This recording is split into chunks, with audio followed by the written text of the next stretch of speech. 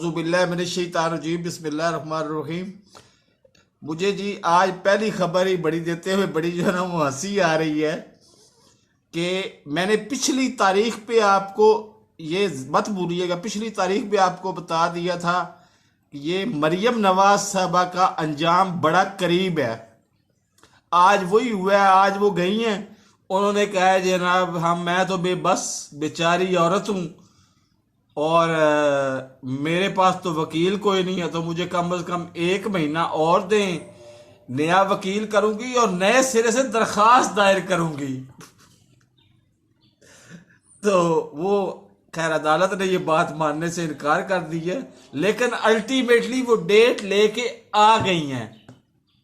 तो इसका मतलब है कि उनका अंजाम करीब है। और सीरियसली मैं ये वार्निंग किसी और को नहीं दे रहा, डायरेक्ट वजीर आजम साहब को दे रहा हूं कि अगर ये भाग के गई, अब ये भाग के गई, तो फिर इसका मतलब होगा कि आपने वाकई को मुकमुका किया हुआ है। इससे तो पैसे निकलवाए ना, कौम के पैसे हैं, आपके पैसे नहीं है, कौम के पैसे हैं। हमारी खून पसीने की कमाई इसने खाई हुई है। मेरे इस चैनल को सब्सक्राइब करें, साथ लगे बेल आइकन को दबा के नोटिफिकेशन को ऑन करें ताकि हर नई आने वाली वीडियो का नोटिफिकेशन आपको बर वक्त मिल सके। अल्लाह हाफिज।